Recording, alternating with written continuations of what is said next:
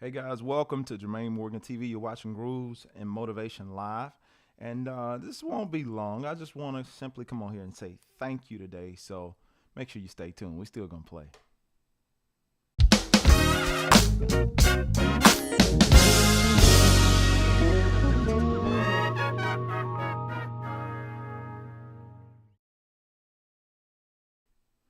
All right, let's jump right into this thing. So while people are joining into this live this morning, be sure let me know where you're watching from. As usual, I'm playing around with this song that I have. I'm playing around with some ideas of it just for the sake of this morning. I was putting a little loop together, and I was trying to add some piano to it before I went live, but I didn't finish it, so I'm gonna do it now while we waiting. While we waiting on some more of y'all to join in. All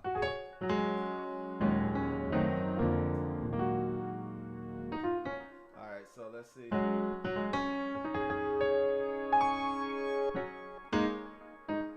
NYC, Lyndon, what's up, man? So let's see here. I had this little piano idea that I was gonna throw on there, and I might keep it, I might not. But since I'm waiting on y'all, give me a second.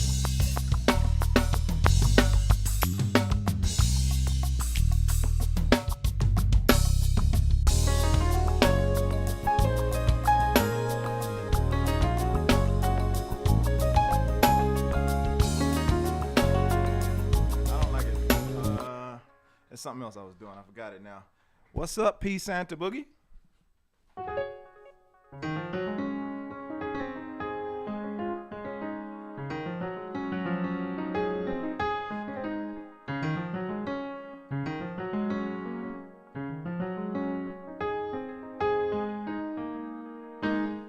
Something along that line. Bernard, what's up, man? Kenya is in the building. Absolutely. All right, let's see here. I'm gonna get it together. Hold on. Hey, mama.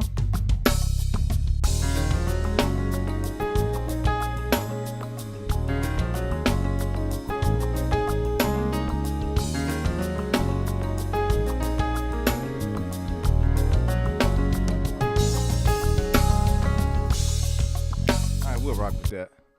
That's probably not gonna stay, but we'll keep it for this morning. Something like that. Let's see.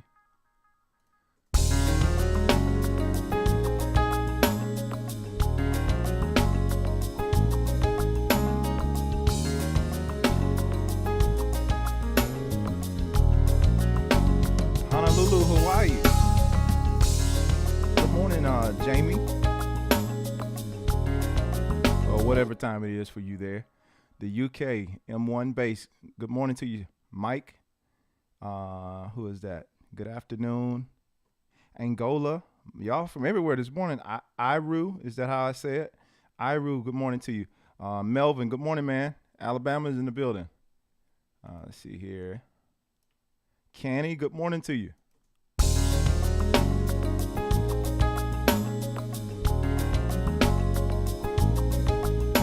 Perry, Georgia's in the building. Texas is in the building. Dallas.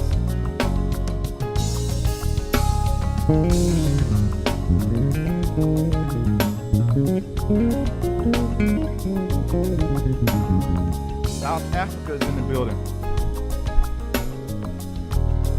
Y'all are coming in from all around the world.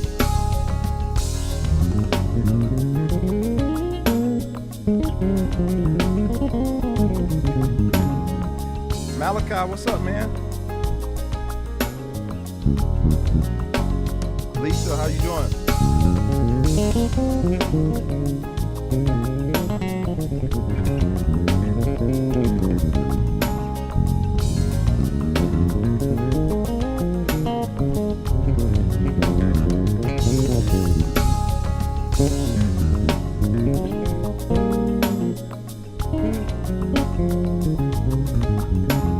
Mississippi. Did you learn piano before or after learning bass? Interesting question. I learned piano before. Yeah, I actually was playing. Piano wasn't the first instrument that I played, but it was up there. It was up there. We had a musical. My mom is actually on here this morning. But we had a really musical family. My mom played, my brother played, and so I was just around. Like, piano was one of those things I was just around, and I just kind of picked it up being around it. It wasn't something I don't think I like put a lot of concentrated time immediately when I started on piano. It was just one of those things. My mom was always playing, my brother was always playing, so I was always hearing it. And it was one of them things I would just kind of sit down and figure it out from time to time. And after a while, I took a high interest into piano, and I really dug in and started practicing. And I was playing for my church, and I played for years at my church on piano. So I just kind of picked it up as I went along. So where can we get this track? This track, unfortunately, is not available. I think I have some other tracks similar to this, but this one right here is not available. So let's see here. Thanks. You can call me Mr. NATO. Nito, is that correct? Nito and NATO, which one? I want to make sure. Neto, I want to make sure I'm saying it right. Pianist. Okay, good stuff. Sean, good morning to you, man. So let's see. Let's take this bass out. Play some bass this morning.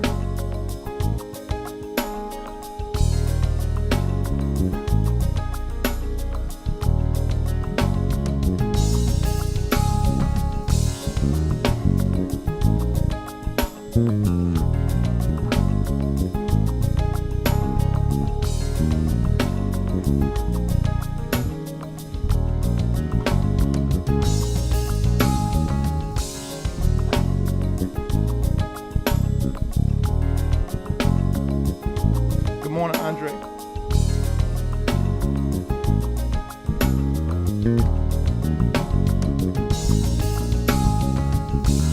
Okay, you're in Tampa this morning, so you're coming to us by way of Tampa.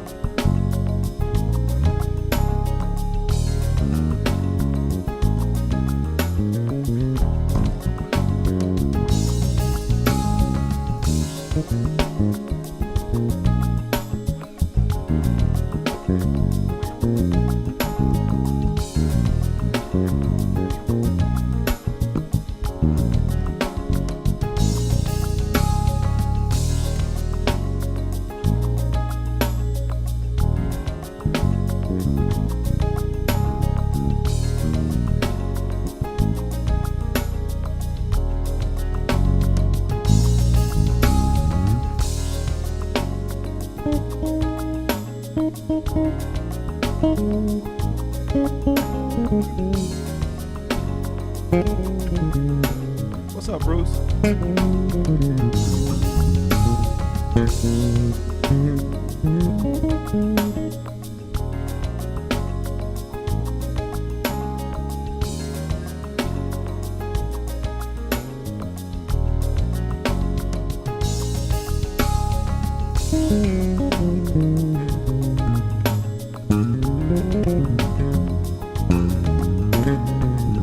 What's up, Doug? Back in the piece. Just was handing Seattle, Washington. Okay, cool.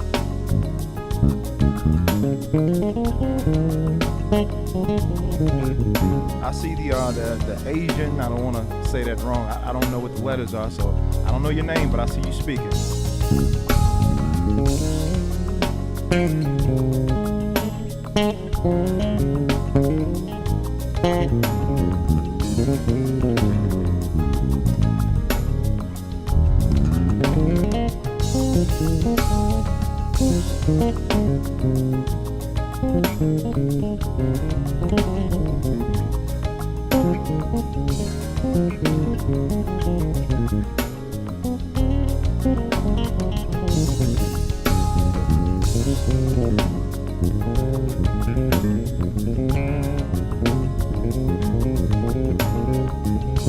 So I don't want to spend a super lot of time on here. I know I don't even know what we call that, but I don't spend a lot of time on here this morning. I just wanted to jump on and say thank you guys for helping me get to 50,000. We got 50,000 subscribers.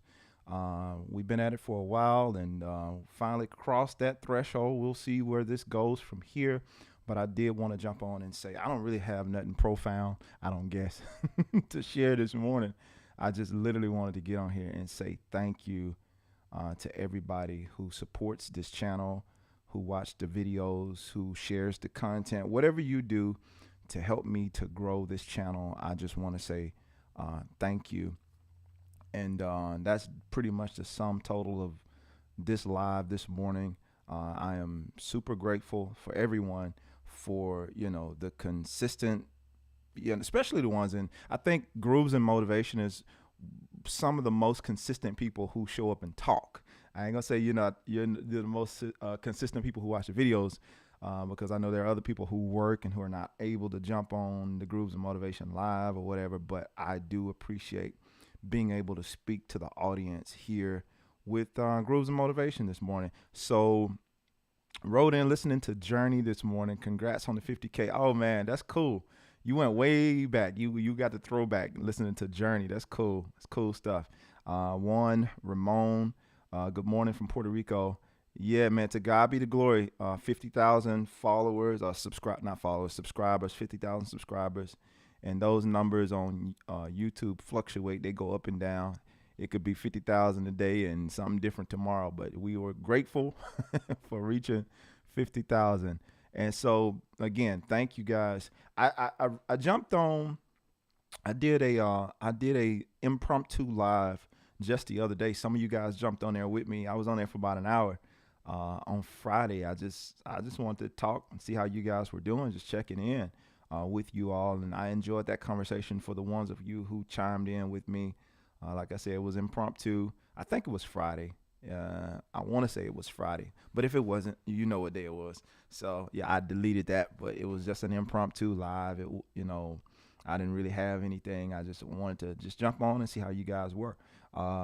Congrats from Brazil. Thank you so much. I really appreciate that. I also wanted to do a Q&A since I was here today. Q&A. If you guys have questions, let's give context, because if I don't give context, I'll be getting asked about everything. It's not necessarily a base lesson, guys. So when I say Q&A, I mean something that I can answer fairly quickly and get to everybody. So generally, I try in the Grooves and Motivation, I try not to do base lessons. However, let me shout this out really quick. I did drop a video. I think it was Friday. I did drop a video on Friday, and if you haven't watched that video, it's you gotta go and check that out. The name of that video is, what's the name of that video? Oh, Insane Riff for bass players. I dropped that on Friday, and so I think you're gonna like that. If you're looking for some bass lesson stuff, you're gonna really like that video. It's not super long, but it does give you something that you can use multiple ways. And I'll give you a hint. We're dealing with pentatonic scales, and it's something that you can use across the fretboard, and it's going to be a lot of fun when you learn it and apply it. So if you want a bass lesson, go check that video out. I just dropped it Friday, and y'all help the numbers get up on that video since you're here. So, all right. So P Santa Boogie says, it's us that thank you, man. Thank you so much for that. I really appreciate that. George, good morning to you. Tampa, Florida is in the building. Good morning to you. Yes. So what, like, context questions? If you guys want to ask me about, music career, I've been at this thing. Thank you, Jamie. I appreciate that. He says fire video. I appreciate it. I've been at this thing, being a musician professionally. I've been doing this for about 18 plus years as a professional. I count my time. It's different. I've been playing for a long time. I've been playing way longer than 18 years, but I count my technical. I can trace back, legally as a professional. I ain't talking about the under table stuff where we can go back and trace tax returns and all that kind of stuff as a professional. So y'all know what I mean. But I've been doing this at least 18 years as a professional. So all jokes aside, I've learned a lot in my 18 years of doing this. I've been fortunate enough just to share some stuff that I normally don't share. I've been fortunate enough to work with some really great people, especially in the gospel world. I've been fortunate to accompany many gospel legends over the years.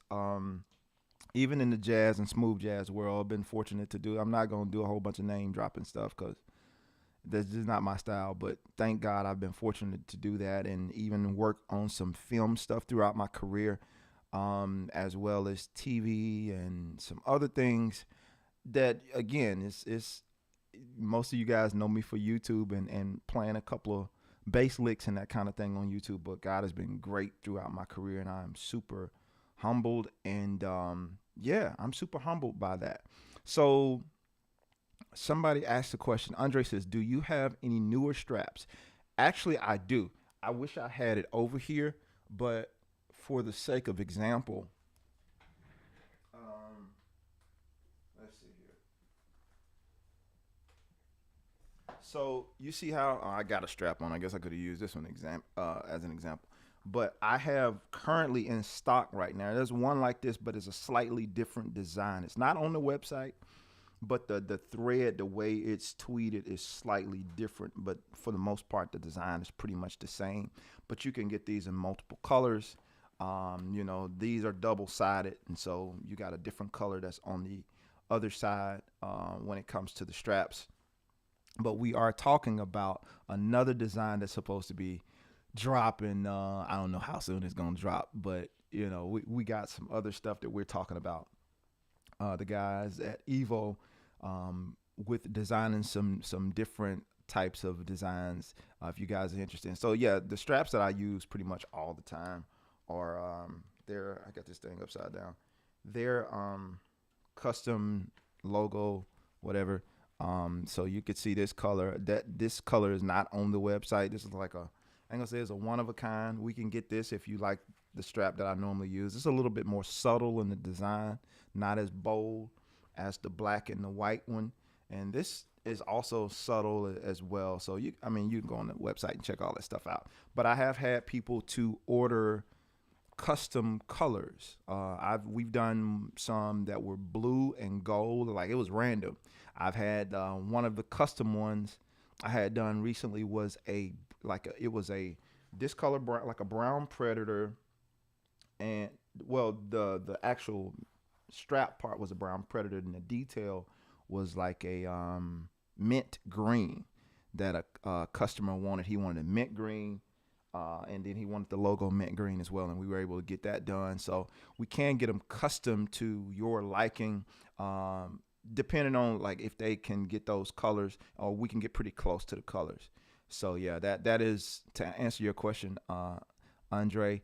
Hopefully that clears up some stuff for you. But yeah, we're able to get some different colors and different designs and that kind of thing. You can get yours customized.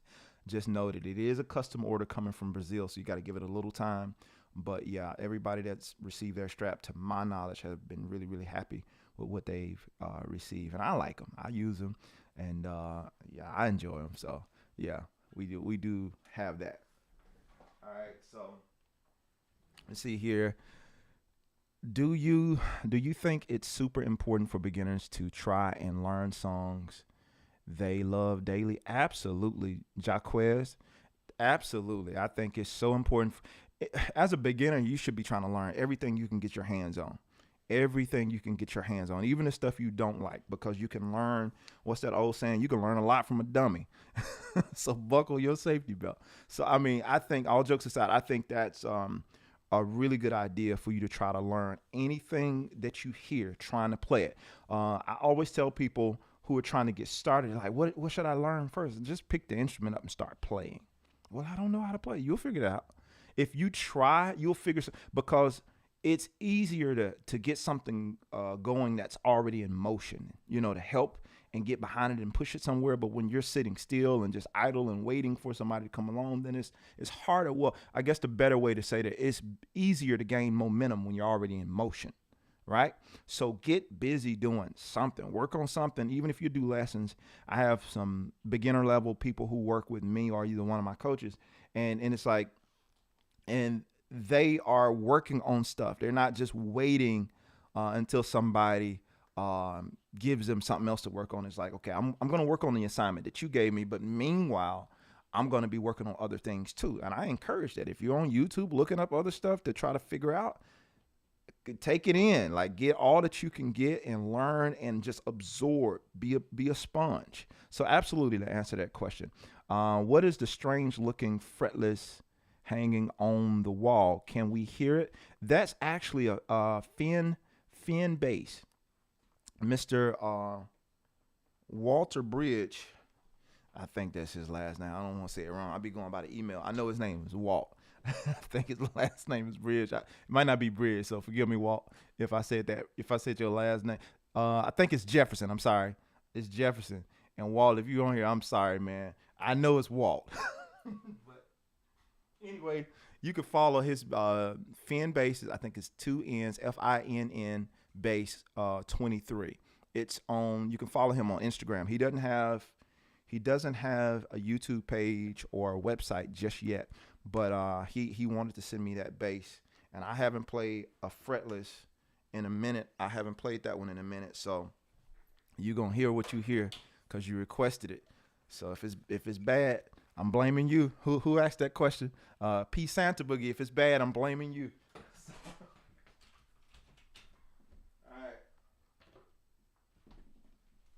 All right, so here we go. This bass is passive. And again, I have not played it. I played it on a few recordings. But I don't do a lot of fretless stuff. So I haven't done anything with it in a while. And I don't pride myself on being a fretless player. I still got a long way to go, but since you asked so kindly, see if we can get anything out of here.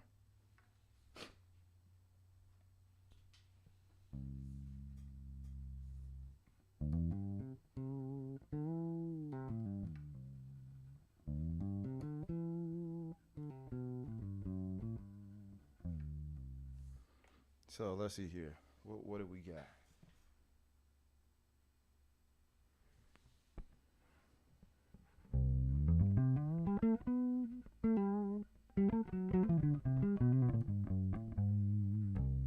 Let me see if I can play in tune. I'm gonna put this track on. I've never played this on fretless at all. So we're gonna, y'all hold the laughs. I'm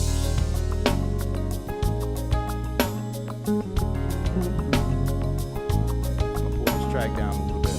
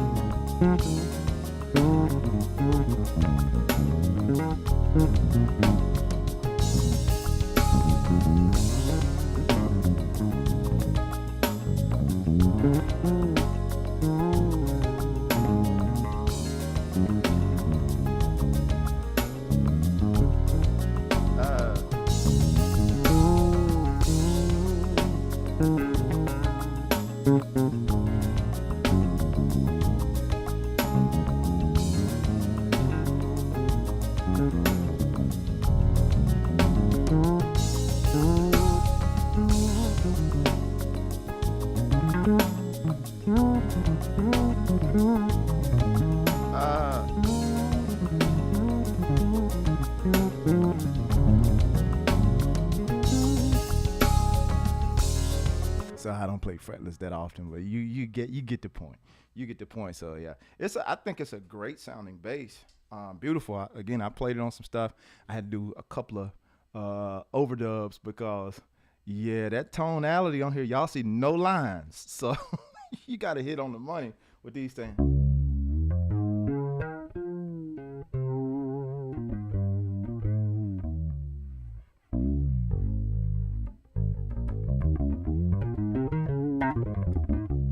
I got the chorus pedal on it right now.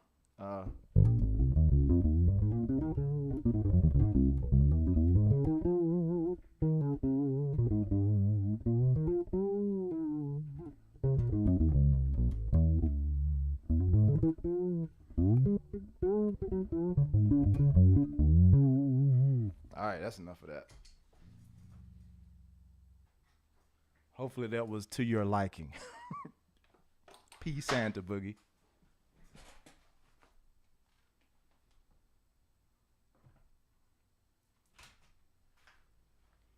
Yeah. So, in the famous words of Canton Jones, do what you do, and don't do what you don't do. I'm being silly. All right. So George Green says, "What's the price? The price for the straps?" Let me do this, George. Let me put this link so you can go and actually look those up when you get a chance.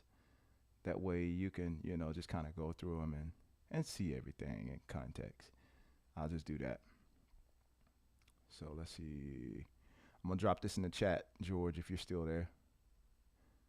You can check out those signature straps there. So anywho, who else did I miss?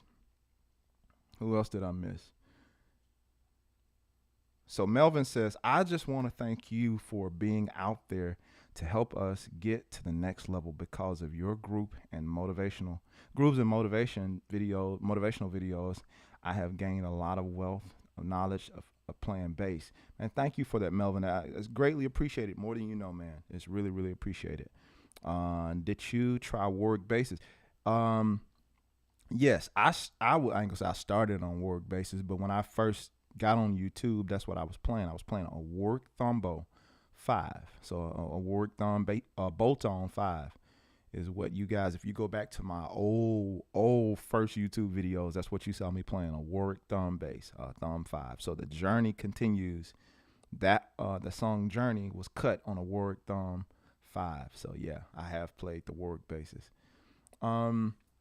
Melvin says, thank you so much for bass grooves motivation. Thank you, my brother. Yes, sir, man. I appreciate that. Christian says, how do you figure out the prices for your work as I guess you're saying a professional? Well, a great question. I think it comes down, you gotta go number one with what your industry, starting off, let's say this, starting off, you kind of got to be in the ballpark of what people are charging in your industry to do what you do. If you're not yet one of the best to offer what you do, then you definitely got to kind of go with the status quo in a sense. If you're trying to do something that they have multiple options for and you're competing for that same job. So like when I first moved to Atlanta as a bass player, I wasn't in I wasn't in a negotiating position to be talking, hey, I need this a gigs. Like, first and foremost, who are you? Why should I care? Those two questions is like, why, like, who are you to be demanding something? If you're not coming down here and wowing us with your skills and you don't have a track record for being one of the best to do this, like, yeah, you can demand that, but until you're able to prove who you are and what you can do, it's like you kind of got to go with whatever the going rate for musicians is. And so, I wouldn't say undercut, because I think that's why most of us are where we are now, because so many other musicians to try to get in have undercut. And that's a whole nother conversation that we don't have time for, have undercut and brought the value of everything down. So now, it's, for a lot of areas, it's low. The pay for musicians is really low. But I would say starting out, Christian, to establish yourself, you can kind of base your prices on what people in your area are doing. Now, if you're surrounded, I don't feel like this is undercutting, but if you're surrounded by a whole bunch of pros and you're not quite at that level yet, then it's not going to make a lot of sense for your price to be as high as the pros if you're not at a pro level yet. So if, just say, for instance, if the average pro, we're just talking numbers to give an idea. If the average pro is charging $300 per gig, and this person is well studied, they are well respected, they know how to nail it every single time, and they have a track record for doing that, and they're charging $300 to do this gig, then it probably wouldn't be wise for you to go and try to charge $300 just like them, and you do the same thing that they do, but you don't do it at a higher level. Your level isn't as high as their level. You know what I'm saying? I'm not saying go in there and tell them, hey, give me less than what you're going to give that person. but you know what I'm saying? Be reasonable with your pricing. Figure out what's going on in the marketplace around you in terms of hiring musicians. Now, if you're talking studio work, same thing in a sense. At the end of the day, it comes down when you're getting started. It's going to be like what they call it. You got to pay your dues when you're getting started. That's just the nature of the business. But once you're established, don't keep acting like you just starting. Now, I will say that. Now, I have friends who are in the music industry, and especially being from Mississippi, the hospitality state, you know, we can be green in a lot of scenarios. I was when I first moved to Atlanta. I was just happy to get opportunities. So I would be that dude, like, man, whatever you give me, I'm cool with. Don't be that guy. Like, set a rate, set an ideal rate of what you would like to be paid. And when you set that rate of what you would like to be paid, now you have some negotiating room there. Just say if your rate as a recording musician is $100, $150, $200, $300, whatever your rate is as a musician. I don't know what your numbers are, but if you know at the end of the day, I feel like for this record that I'm going to record on, it's going to take me about 2 to 3 hours to record this. Well, what is 2 to 3 hours of my time worth to me? And do I know I can deliver? Here's the big thing. You have to know that you can deliver what they're asking you for. If you can't deliver, you can't demand. But if you know that you can deliver over and above what they're asking you for, now we get to the question of what is my time worth? Okay, if I'm going to put 3 hours into this, well, maybe my time is at least $50 an hour for recording. So if I'm going to put at least 3 hours into this, well, you might need to pay me $150 to record this. I'm just throwing out numbers. You can kind of add to or subtract from however you see fit, but it comes down to the value of your own time. And the more you increase your skill, the more you have that backing up of your work that you can do what you say you can do, then your numbers go up based on that. So I just want to make sure I give you a thorough answer for that, because I think there's even pros that I know who don't have their stuff set up in terms of what they charge. And here's another thing. If you have a website, have that stuff in place. I don't necessarily on my website have what I charge for playing on records, because it varies depending on who the artist is. They can be, cause I have, let's give y'all some game here. I have 2 different rates. I have an indie rate and I have a major label rate. So if you're an indie artist, we can maybe negotiate something a little bit different from my regular rate that I would charge somebody who's maybe working for a label or something like that, or who has a little bit more backing. As a more established artist, because I know you know the game and you do have a budget for this, versus somebody that's just getting started and they love your work and all of this stuff. As a musician, with what we do, it's all negotiable to some rate, you know, because, you know, it's not like a 9 to 5 where you go clock in at. So understand it. It's all negotiable. But at the end of the day, if you agree to do something for $50 and it takes you 5-6 hours, don't go and get mad at the artist because they paid you $50. You agreed to that. And that's the thing you have to consider. This is your time. This is your intellectual property that you're giving away for this amount of money, because some of these artists will give you what we call a work for hire form. And so when they do that, don't just give your stuff away. That means a lot of times with the work for hire form, and I don't know why I'm sharing all this, but hey, take it and add it to your knowledge, add it to your game or whatever. But with this work for hire form, that means you can't come back and claim any. Generally speaking, that means depending on the contractual agreements, because that's essentially what you're doing. You're signing a contract saying that I won't come back trying to claim this or claim that. I understand that this is a work for hire. And so whatever I agree, the amount that I'm going to do this work for, it don't matter if this song wins a Grammy. I'm not going to come back and try to sue you saying that you owe me more money because you made more money off this song. So you have to understand going in, if you are doing something and you know it's going to be a work for hire, go ahead and get what you're going to get up front that you know you're going to be okay with. If this song does extremely well, there's some things I've played on that's done extremely well, and it was a work for hire. And a lot of people don't even know I played on it. It's done really well.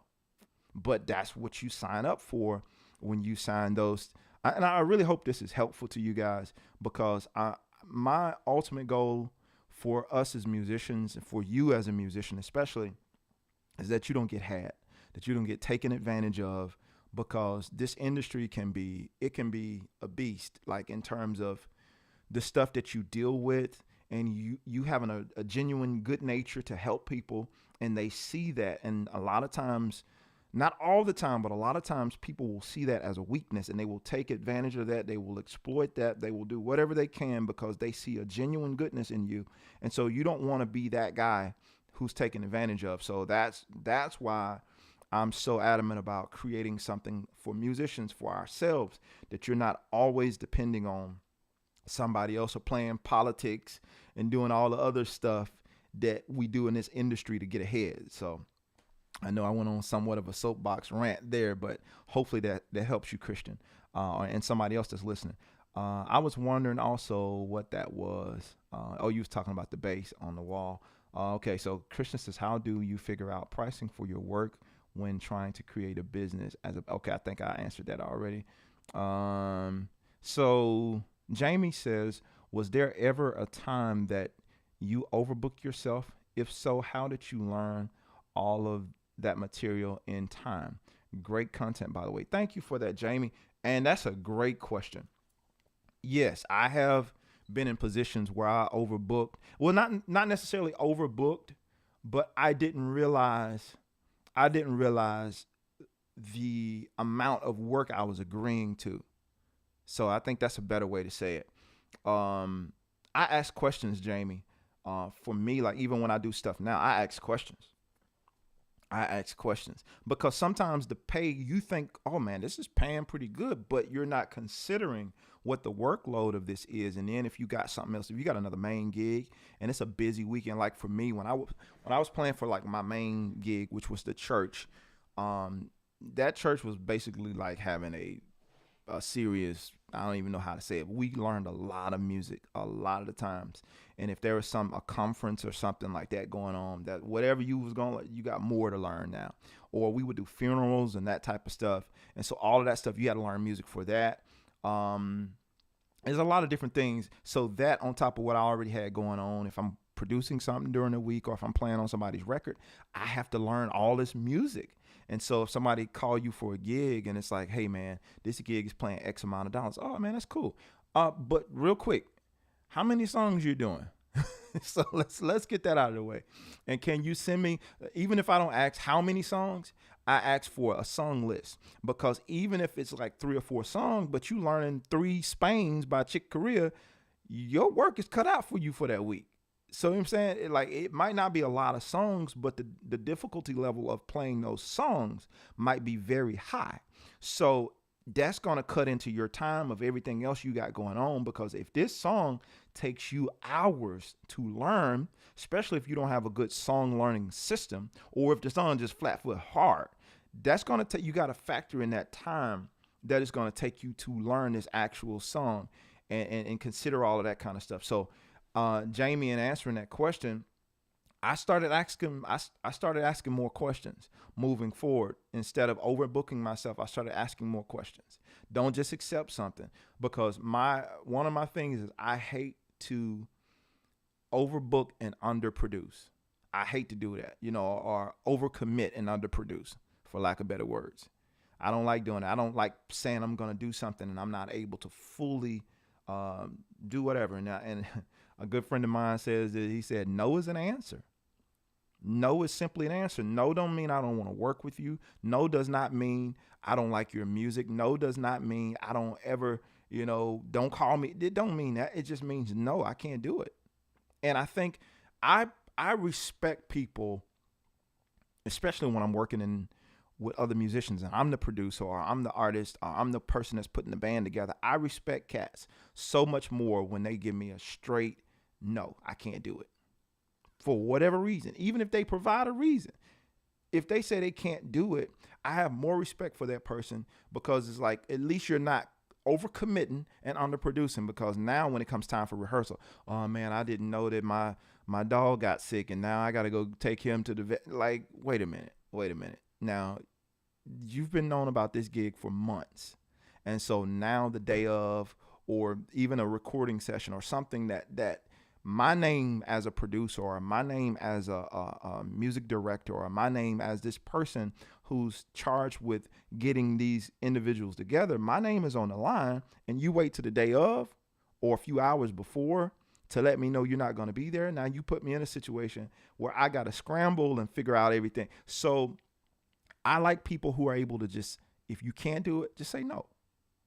Don't try to spare my feelings and tell me, man, I'm gonna try to see what I can do, when you know the whole time in your mind, I ain't doing that. It's like, don't do that. Don't communicate something to people that you know you're unable to pull off. Just simply tell people you can't do it. And people will have a little bit more respect. I believe people will have more respect for you when you're just honest and you're upfront and you let them know that I can't do this. I can't pull this off, or I have this going on. Or if you say, I'm going to check my schedule, actually check your schedule. And if you don't have a schedule and you're depending on somebody to tell you what y'all got going on, call that person right then. Don't wait to communicate to your people to give these folks an answer, because they're trying to, like, if you're in a band, like when I'm putting bands and stuff together, if I'm calling you today, then do your due diligence to do your homework today. Tomorrow at the latest, let me know something. Don't string me along for a week. I don't have a week to wait on you. It's too many other numbers in my phone. So if you can't do it, let me know right then, or in a few hours, or as soon as you can get an answer. Don't drag it out, because that type of stuff make people not want to call you. And you can be the bomb. You can play, but because they can't get a solid answer from you, they can't get clarity from you, it's like they don't want to call you. They don't want to fool with you. So it's like, I'm good. I know he can play, but I don't like the drama that comes with the talent. So those things are something you want to definitely consider. So Andre says, Mom said, don't hurt him, son. Andre says, I'm learning how to play the riffs from the Cantons. Father, I'm coming home. Yes, sir. Yes, sir. That's a good oldie but goodie. Yes, sir. What's that song? You gonna make me start playing it? Who is that? Andre done took me all the way off. I think that song is in C. What's it?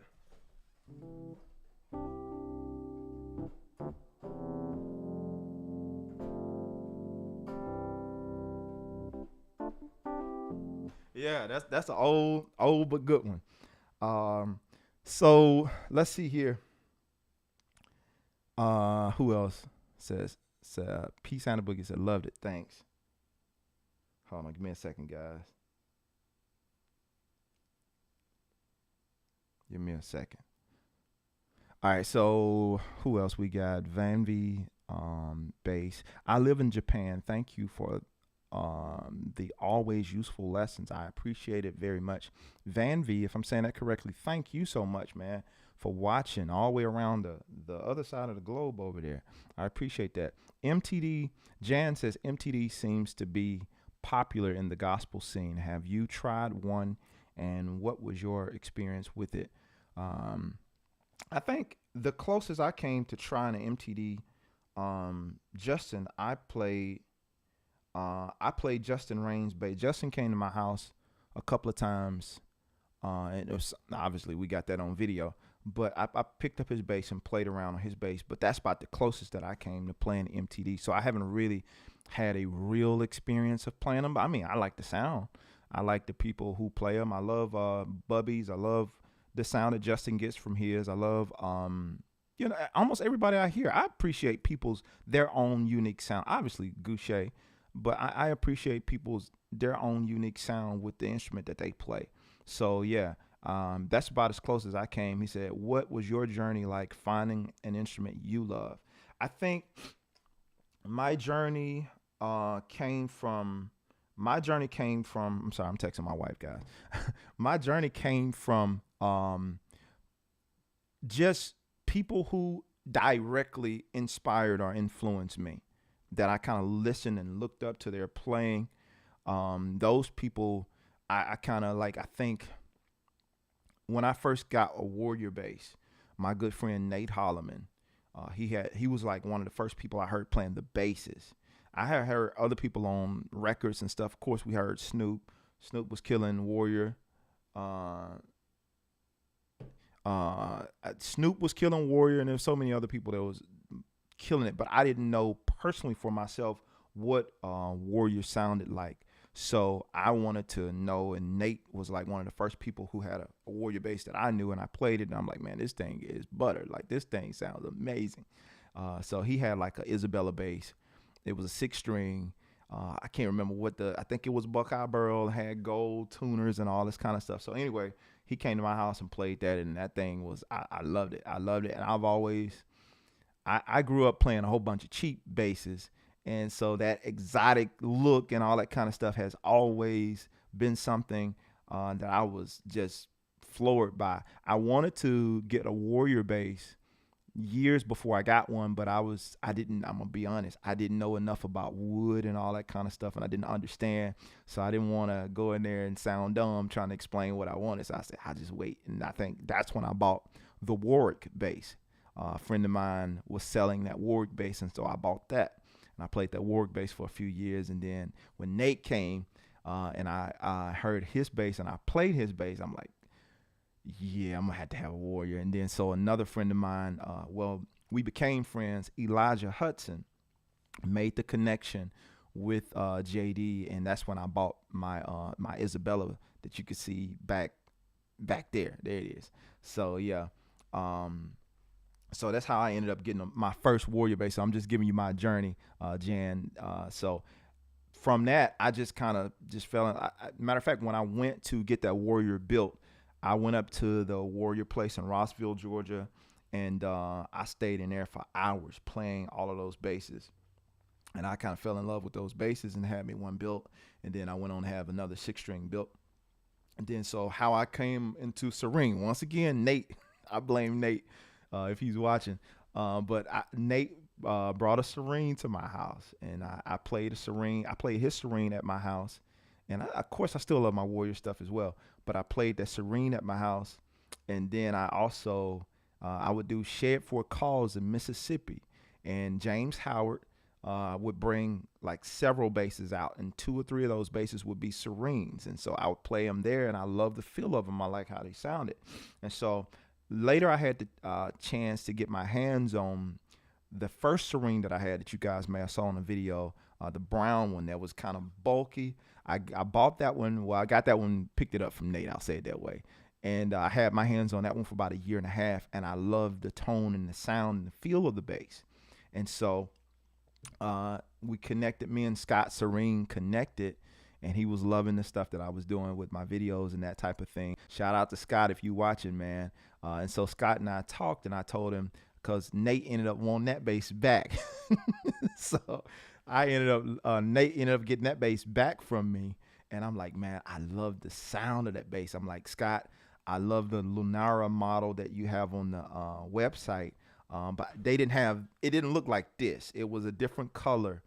And I wanted that shape. You know, I'm partial to the single cut. I like that look, and I'm like, man, I really like the look of that bass. And then I sent Scott some things of, hey, for my next 6-string, this is what I've been wanting for a while. I always wanted a 6-string. Well, after I got my Warrior 6, I always wanted a single cut 6-string, that option. So Scott and I went back and forth. He threw some colors out or some wood combinations out to me, and then we finally landed on something. I'm like, yeah, that's it. Can we change this? Can we do this? Can we do this? And we finally landed on this particular model here. And anyway, long story short, that's how I landed with this bass. And this bass was spec'd out for the most part in terms of the makeup and the tonality of that last Serene that I had before this. So we built it pretty close to those same specs as that other bass. I just wanted the body of this one is a little smaller, and I felt like it fit me and my personality and all that kind of stuff more. So yeah, Scott knocked it out the park. And so that's how we landed here. So I know that was way around, but y'all, this is Q&A. And so you're asking me questions, and so that's what I'm trying to do, answer questions. All right, so P Santa Boogie said, please would love to basically you want to know about my my nightmare gig story. I think I shared that. I shared it, but I'll share it again real quick. So, all right, my nightmare, um, my nightmare gig story. Georgia Aquarium. This had to be, what was that? 2009, 2010, maybe somewhere in there. Maybe 2011, somewhere within between 2009 and 2011. So I shared this before, but I'll share it again for you, Peace Santa Boogie. So my nightmare gig story. I mean, I got a whole bunch of them, but that's probably the worst of the worst right there. So we're doing this gig. I'm playing with this artist, saxophonist, this like smooth jazz, Jeff Sparks. Jeff was my guy, man. Jeff was a cool cat, phenomenal player, great stage presence. So anyway, this was like my second gig with Jeff. My first gig with Jeff, he sent me the music. I don't know how I got recommended for that gig. Anyway, nonetheless, I got called for that gig. Anyway, so Jeff sends me the music, and Jeff has his own original music out, but we did a lot of covers as well. So this was my first gig with him. I learned all of Jeff's music because I'm like, this is an artist, and so I know he's going. My working with artists back then, I'm like, I know artists like doing their own music. They like to have it on spot on. So I spent all of my time like really honing in on his music, and then he sent the covers, and he's like, I'll pull from this list. And it was a big list, and I'm like, I'm not gonna sit here and learn all these songs. So again, again, I glanced over the list. I kind of played to a few of the songs. I'm like, okay, all right, I kind of got the gist of the songs. Rookie mistake. And so I say rookie, even though I was a pro. There are levels to being a pro. I'll say that there are levels to this thing. So that was a rookie pro mistake. And so I did not learn all of those covers like I should have. So we get to the gig, and the first gig we get to the gig, and Jeff did all his original music. I'm like, okay, sweet. And so them covers that I had learned, I'm sorry, let me back up. I did learn the covers that he sent for the first gig. Let me clean that up. I learned the covers and his original music, but it took me so much time. Jeff did all of his original songs that night and maybe like one cover, right? And so I'm like, man, I'm not finna. The next time he called me for a gig, it might have been like the next week or maybe a couple of weeks later. He sent out songs again, and I'm like, all right, I got him figured out. so big mistake. And so I'm like, I'm not finna put all this time into learning these covers. I already know he gonna focus on his music. So I had his stuff. I had already played it the week before. I knew how he was gonna do his breaks. I'm solid. So I'm like, I kind of glanced over those covers, listened to them. That's when I did that.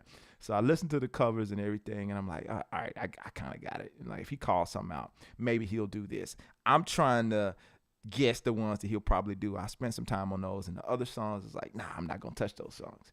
So we get to the gig. We're at the Georgia Aquarium in the middle of the little banquet area. If you've ever been to the Georgia Aquarium, like where the table that they have sometimes they have like black tie events and types of things. Not back in the back. I'm talking about in the middle of the Georgia Aquarium, not in the conference rooms and all that kind of stuff. So we're in the middle, right?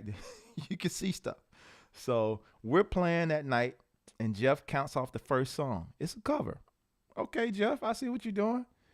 Flames, first song. All right, that we'll make it up on the next song. And the whole night, Jeff called cover after cover after cover after cover, and we're a ball of fire over there going down in flames. And my guy Brian Andrews was on the drums, dying laughing at me the whole night.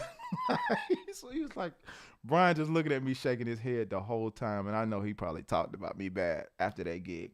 So I learned my lesson. That's my nightmare gig story, because I went down in flames in front of all those people all night long, and I couldn't recover. I even had a solo, and I think I was so bummed out from just going down in flames that my solo was trash as well. So I bummed that whole night. So that's one of my worst live gig nightmare gig situations. Jamie says, thank you so much. Absolutely, man. Jaquez Vanderberg says, how do I find your online based courses? I have been watching you. you can and been watching you a lot and been really inspired, man. Thank you so much. My online based courses, simply go to jermainemorgan.net. I'll put that in the chat. Let me give you a quick link how you can get to this stuff really quick. So this is what you're gonna do.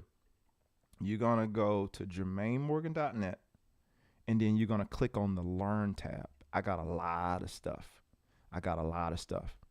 Oh, before I forget to mention, because I am saying thank you and because I am celebrating reaching 50,000 subscribers, so it's yours for the asking. You can use this code right now on my website. Any courses or any memberships that I have for base, being specific, any course, because there's other stuff on there, but any courses, any memberships that I have, you can use this code and get 40% off. You can use this code right now and get 40% off of any of my courses. And so I do these things periodically. So when I do them, that's the time to jump on it and grab it, because the prices go back up. So I don't know how long this will last, but if you're watching this right now, because I am so grateful for, just being able to build this thing the way I've built it. Any of my courses that I have available, like we have Shout courses. Let me look through the email because I can't remember all this stuff. It's a lot of content that I've created over the years on this website. So let's see. I'm going to just read this off so you guys know what to expect on there. So if you go through my courses, the first thing you'll probably see is the membership, monthly membership options.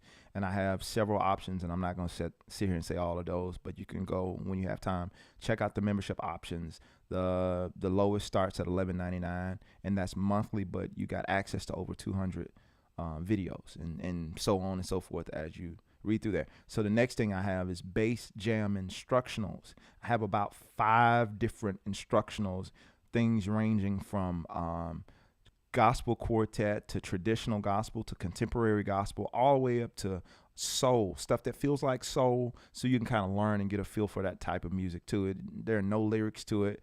It's just the tracks, the backing tracks, and then I'm breaking down how to play the backing tracks and everything that I'm doing there. I also have congregational songs covering stuff like Glorious Day, I'm a Soldier, I'm Not Doubting, what is it?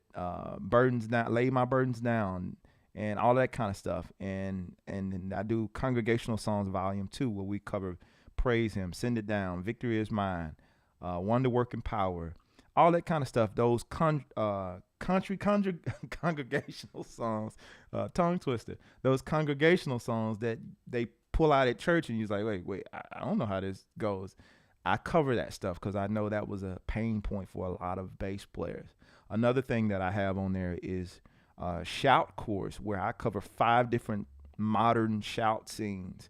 So if you're just only playing,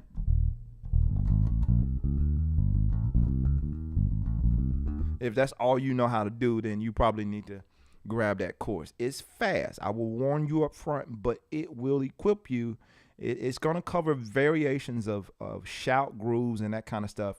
But I think it's worked really well for the people who've taken it to equip them for anything that somebody pull out, like any type of shout groove that, like, I wasn't expecting that. It's like, so now you are at least equipped that you can kind of start playing around with these different ideas, and you don't get so lost so easy, because this stuff is pretty intense with the shout course. The next thing I have is riffs and licks.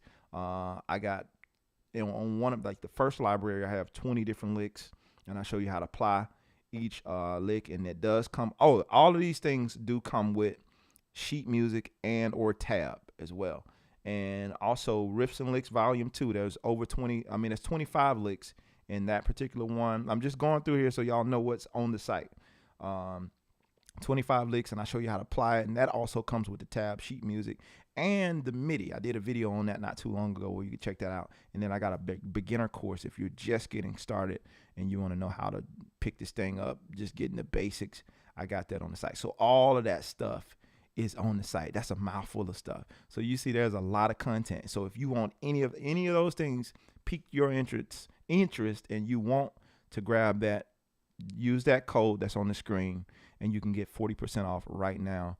Uh, he said 40% off. Put me in, coach.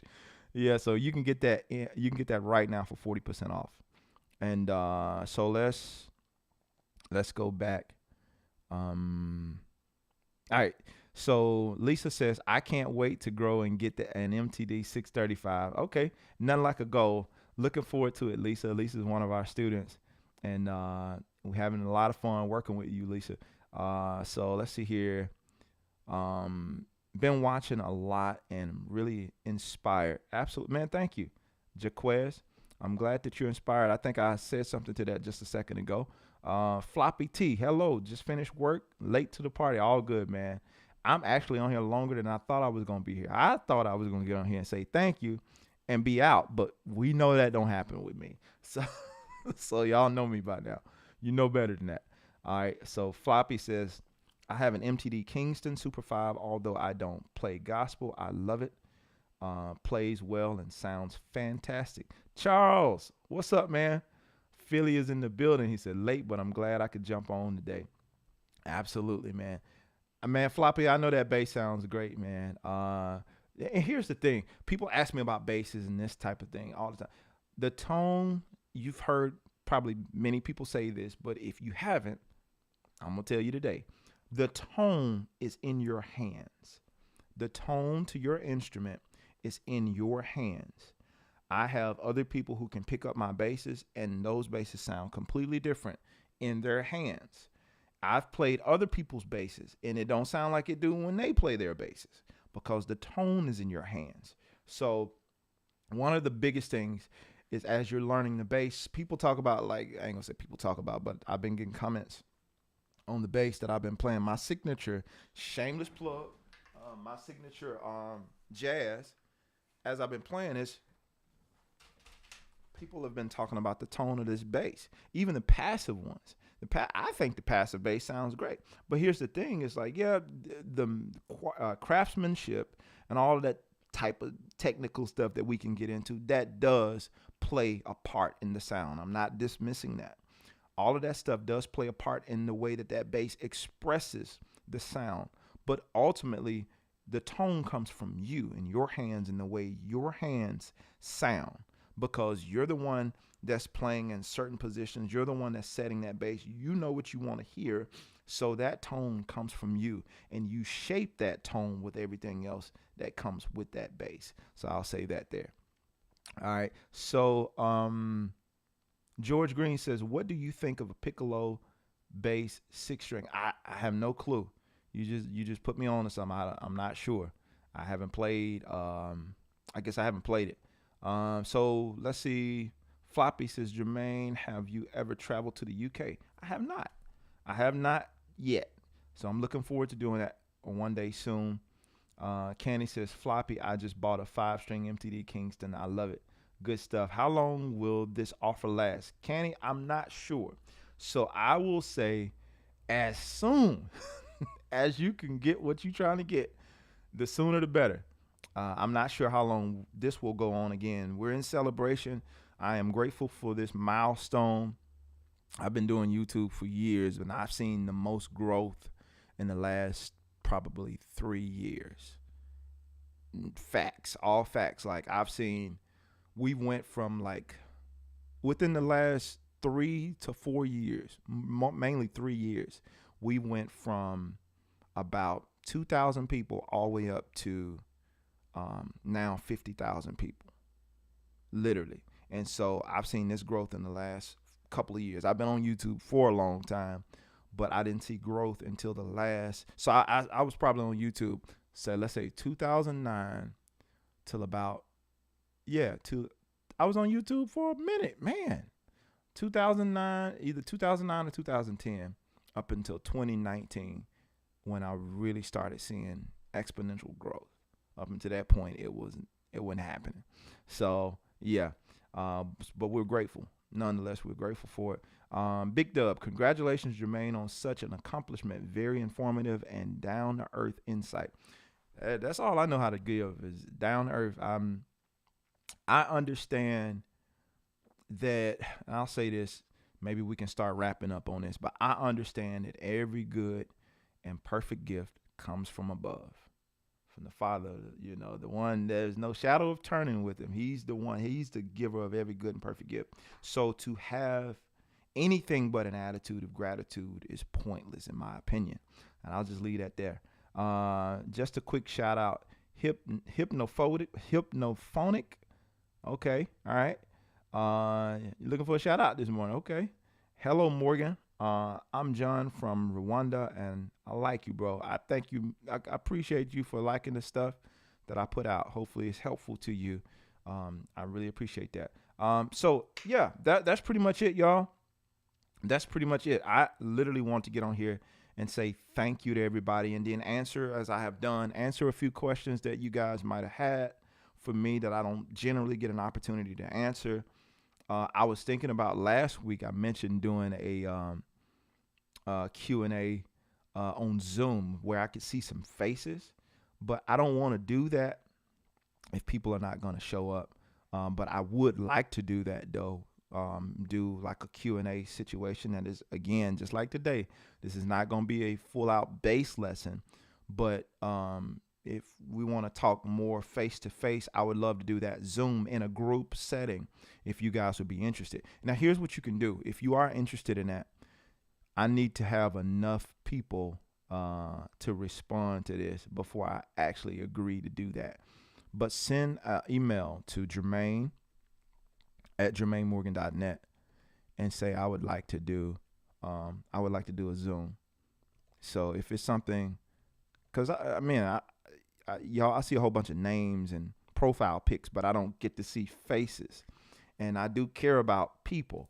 And so, just having 50,000 subscribers is great, but these are numbers, and I know y'all are more than just numbers. So if you want to jump on a Zoom call with me, and let's have a face to face. Let's have a face to face. But if you're interested in doing that, send me a email to Jermaine@JermaineMorgan. That's my email address, Jermaine@JermaineMorgan.net, and let me know, hey, I do want to do a Zoom. If I get enough people that respond to that I know I ain't gonna be on there by myself, I'll do it. But if it's like 2 or 3 of y'all, yeah, probably not. I'm just gonna tell you. I'm gonna be honest with you. I'm probably not gonna do that. But I would love to do that. I love to jump on a Zoom and talk to you guys face to face. All right. So Christopher says, do you use a multi-effects pedal? I might upgrade my Line 6 XT Live, and would be interested in your input. Thanks for all the valuable information. Somewhat new follower, man. Thank you, Christopher, for that. I use a pedal board. I have several pedals on my pedal board. I don't have anything like a all-in-one situation. I've had some stuff over the years. I think I had a Boss. What was the blue one? The GT something B or something. I can't remember, whatever it was. But I like mixing and matching. So I got a match pedal board that I use with all types of different pedals on here. So yeah, so I'm not using the all-in-one anything, but yeah, I do mix and match pedals and that kind of thing, especially when I'm doing my own personal solo stuff, because there's so many other things I like to do, like with my looper pedal, with effects, and just playing around, having fun. It inspires me to hear all these different sounds. So absolutely, Chris, I do use that. So receive my they're hypnophonic. Okay. There it is. I didn't know who you were. You said I received my signature JM4 bass yesterday, and I can't believe how solid the neck and tone is. I tweaked the bridge height a bit, and that's about it. Really nice instrument. Thanks, sir. Man, I am blown away by that. Thank you. I didn't know who you were. Forgive me for earlier, because I be having scammers, not scammers, but what we call it, trolls that come on here and say stuff like that. And so that's why I was trying to tread lightly, because I didn't know what you were getting at. I'm going to keep it a buck with you. I didn't know. But thank you so much for supporting. And everybody, if you're on here and you purchase one of the basses, thank you so much, man. This means a lot. Again, I am not, with this particular venture, I'm not partnered with a big company to do this. This is a private venture that I'm trying. And if it does really really well, you guys respond really well, I'll keep it going. There is some talk right now about doing something a little bit more high end, but that's not happening right now. So this is I just wanted to kind of get my feet wet with this, and like I said, give you guys something that you wouldn't be ashamed to pull out at a gig. And I'm so happy to hear that you like it, man. I'm that makes me feel really good. That probably made my whole day to hear that you really like it and you're pleased with it. I'm super glad to hear that. And just know, I have played these basses. While we're still small, all these basses pass through my hands. So I have put my hands on these basses. I have touched them all, and I have played them.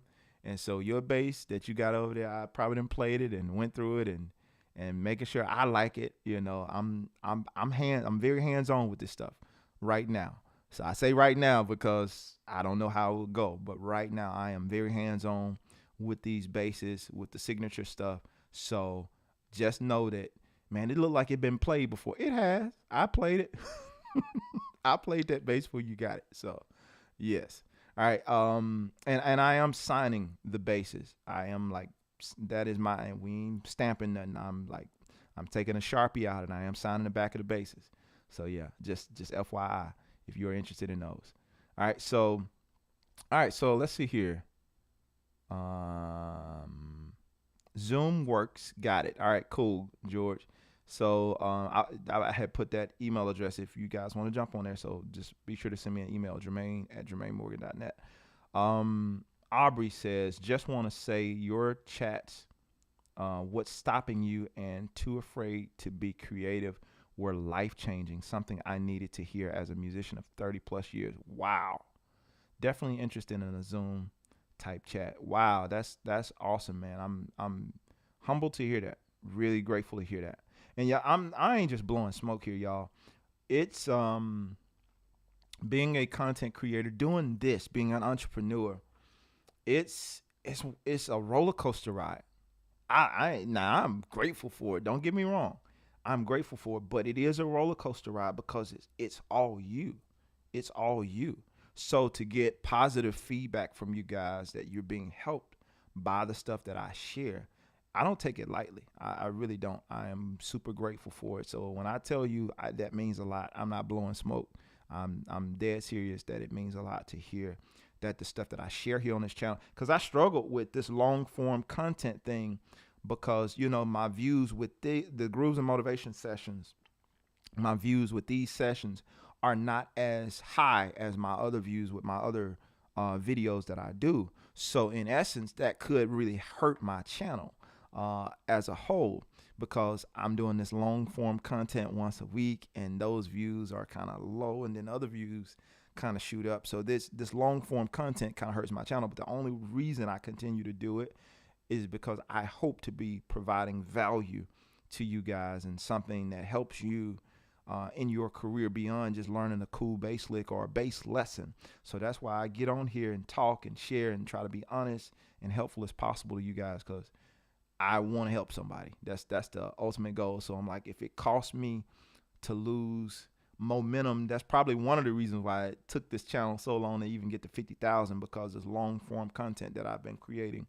over the last 4 years probably hurt my channel in a lot of ways. But it's all good, as long as, for me, this is attached to purpose for me.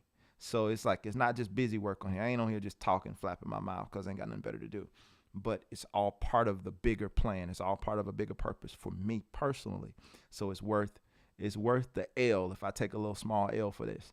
All right. So Melvin says, I'm in. Don't forget, guys, to send me, because I'm going off of the emails. So don't forget to send me an email for this. If you're definitely in, send an email. All right. So Floppy said, we'll definitely be up for it. And the Zoom chat with everyone depends on the time, obviously. Yeah. And then when you send, that's a good point, Floppy. When you send your Zoom, when you send the fact that you say I'm in, also give me a good time, like time frame, like, okay, these time, I'm in Eastern. So give me like an Eastern time frame that works best, because if you somewhere around the world, I don't want to go and try to figure out your time zone and all this, because I'm going to be hopefully opening. Well, I'm still opening a lot of emails. I won't have time to look at every person's individual time zone and figure out what's the best time. So I just got an email just popped up from Mr. Jones. I see you. All right, I got an email from you. All right, so I told y'all that's my direct email. They just gave me a notification just then. So will you give the code, please, again? Absolutely. Somebody, Candy just posted it. Lisa. So thanks, all caps 2023. And if for some reason, because sometimes this code, when I do codes, every now and again, some people, the codes work for them, and some people, like, I couldn't use the code. So if for any reason the code doesn't work, don't just leave. Send me an email. I'm here to help. So if for some reason you try the code and the code doesn't work, I reply pretty quick to my emails. I generally try to reply pretty quick to my emails. And so for some reason, if the code is not working for you, let me know. We'll try to get to the bottom of it and figure out why it's not working, or we'll try to work something out. Don't just leave and don't say nothing. I tried it and the code didn't work. Jermaine was online. Don't do that. Just reach out to me. I'll respond. All right. So Aubrey says, for some musicians, the long form content is better than the bass licks videos. I've been playing bass too long to care about how-to videos. Motivational content is so much more important. I really appreciate that, Aubrey. I appreciate that. So that's important for me. Even moving forward with this channel, I've switched things up back and forth because I have such a mixed audience. It's hard to know what you guys want. And so I have to try to keep switching it up, give a little bit for my audience who is here for the bass licks and make sure I keep y'all satisfied.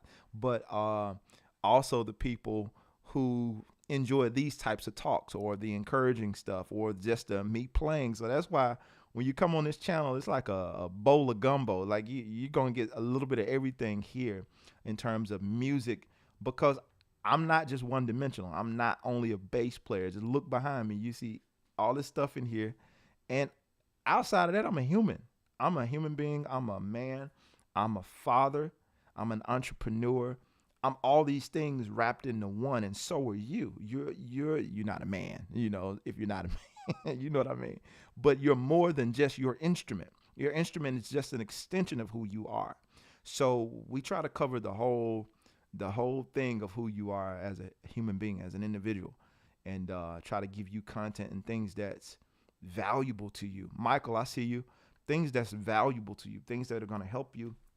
And like I said, any heartache that I can save you in your career from the things that I've learned, that's why I'm here. I am still trying to, I need y'all's help. I am still trying to put this tour together, and I'm asking for help because this is difficult. Because what I've been trying to do is I've been trying to reach out to the Sam Ashes near me. I'll say the Southeast region. I'm trying to start with the Southeast region, Sam Ash or local music stores. And so I've been getting a lot of pushback from a lot of, that's a strong word. I haven't been getting pushback, but it's like, I don't think they know how to respond because what I'm coming with, people are not used to.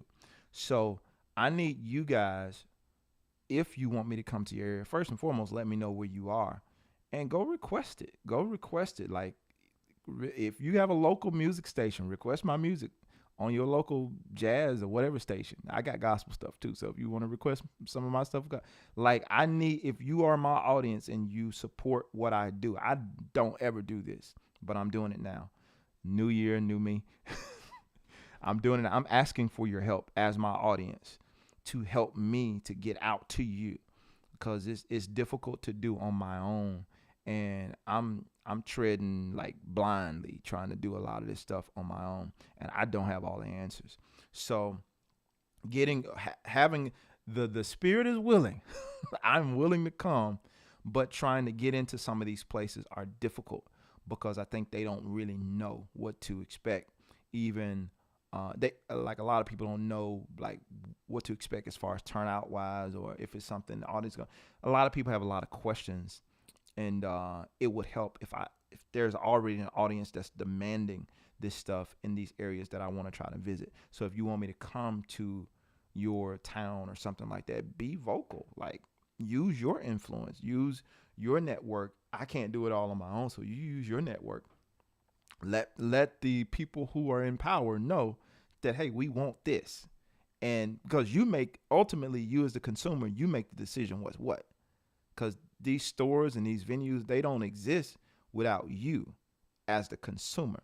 So I don't, personally, I'm just giving y'all, since you're my audience, so to speak, I'm giving you what I'm not trying to do. I don't want to go traditional venues because my message and my presentation of what I'm sharing is not ideal for a hole in the wall situation. No disrespect, but that's not my presentation. That's not what I'm bringing. So music store vibe might be more ideal, that has an area where you guys can sit down and take in, and we'll play, we'll talk kind of like what we're doing here, but it'd be more informational. And yeah, it's not ideal. We're looking into some other things as well, maybe some hotels and some things like that. But right now, the music stores is kind of where I'm at. We're trying to get into. So if you will, if you're still here and if you care, that's what I need your help with, if you can do that. All right, so I'm near, he said, I'm new to playing the bass. I'm new to playing, I got you. I'm new to playing the bass, so any good information from me is he said, all of it's gold for you. Big dub, absolutely. Let me say this, because I don't say this enough. There's a lot of stuff I don't say enough. I'm sorry, y'all. I'm trying to do better. I promise I am. So I do one-on-one bass lessons, by the way. I call them bass coaching calls because I'm not going to go into all that, but I do one-on-one bass lessons. And I also have another coach as well. So if you didn't know that, just know that I do offer that, because I see a lot of people jump on here with questions that some of this stuff can be addressed in a one-on-one session, and it might be very, very beneficial to you. Even if you only did a one-time session with me, if it's something that you feel like that might be beneficial to you, check it out. I put a link there, and I'll put it on the screen so you can type it into your browser as well. Set up a one-time call with me if you want to. Outside of that, I've put so many resources out to just try to help level the playing field so you guys know exactly what to do. You get my mindset of how I go about it. And again, my coach, Nate, my friend, Nate, who's also a coach, he's also there to help as well. And we're here to help. So if you are new and you're needing that extra help, like you, Big Dub, yeah, let's do something more personal. Let's do something more one-on-one. If you want that face-to-face, let me hear what you're doing. Now, I did something also a week ago. If you're on my email list, you probably saw this. I did something about a week ago where I asked people on my email list to send me in some videos of them playing, and I would critique it and give them some feedback on their playing. And some people sent some stuff in. Shout out to all of you who sent the stuff in. And I heard some good stuff, some good players out there. And I gave feedback, my thoughts on what I think you could do to improve your playing and that kind of thing. But that's one of the benefits of kind of getting in the one-on-one. I can hear what you're doing, because me putting lessons on YouTube and making that stuff available to you, that's great for you, but I don't get to really hear and give you feedback of what you got going on to really kind of help you to shave off some time of some things that you need to, work on, right? So anyway, that link is there if you want to type that into your browser and or copy that or click on it in the chat, the live chat. You can do coaching with us as well, either myself or Nate. If I can't do it, Nate is super qualified and more than capable of helping you with whatever you're trying to accomplish as well. Aubrey says, gonna look into setting up a coaching call with you for sure. Absolutely, man. Let's do it. You want the email again? All right, let me put the email on the screen one more time for you guys who want the email to send me a direct email about doing the one-on-one. Now, this is not a bass lesson. I want to be clear. That one-on-one Zoom is just so we can do what we're doing here, but I can see faces and we can connect that way. So anyway, guys, my camera is about to die and I've been on here way too long, but I've enjoyed it. So y'all have a blessed day, And yeah, share this video with somebody if you found it helpful. And then again, thank y'all for the 50,000 subscribers. Much love to y'all. I am out of here. Peace.